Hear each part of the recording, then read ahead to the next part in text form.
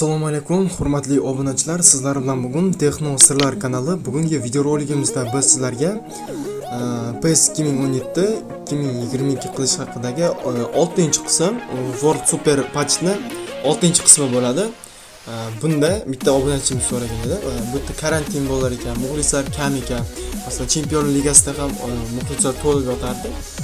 Hozirgi kunda futbolda o'sha muxlislarga ruxsat berilgan, o'sha Angliyada odamlar to'layapti, Ispaniyada esa endi sekin-sekin, endi bu yog'iga endi karantin tugayotgani sababli shu muxlislar stadionga qaytishdi.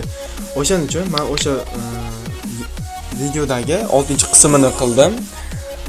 O'shaning uchun sizlardan like va podpiska qilib, meni qo'llab-quvvatlab yuborsanglar, juda xursand bo'lardim. Bu endi bugungi patch chiqarayotgan patchimda nima bo'ladi?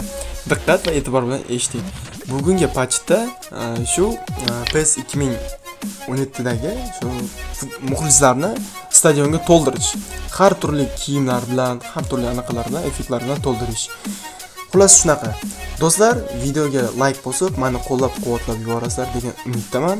Bundan keyingi videoroliklarda esa udar videoroliklar chiqarishga harakat qilaman. Albatta sizlar meni qo'llab-quvvatlaganlaringiz uchun kattakon rahmat degan holda, ba'zilaringizga kattakon rahmat, meni kommentariyada qo'llab-quvvatlab turibsizlar. Addushi rahmat. Boringizga shukr akalar. Rahmat. Qani unda bo'lmasa, videorolikni boshladik do'stlar. Xullas do'stlar, mana bu 4 megabaytli patchni Telegram kanalimizga yuklab olasizlar. Yuklab olganingizni chiqqan narsani kopirovat yoki kustovoy qilib olamiz. Перевод qilib olamiz yoki перенавайся. PES 2017 ni papkasiga o'tamiz. Do'stlar, hali videoga like bosmagan bo'lsangiz, albatta like bosib va kanalimizga obuna bo'lishni unutmang. Download papkasiga o'tamiz. PES 2017 papkasidan keyin bu joyga выставить qilamiz. Aniqrog'i bu joyga tashlaymiz. Bu kopirovat bo'lgan narsani bu joydan chiqib ketamiz va generatorga kiramiz. Generator bilasizlar, Telegram kanalimizda mavjud.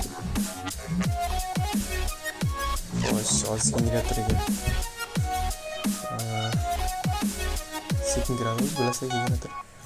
Xullas, mana do'stlar, avvalgi belgilaganim, oxirgi kiritni belgilaymiz va generatorda bitta ishga tushunamiz va bo'ldi do'stlar.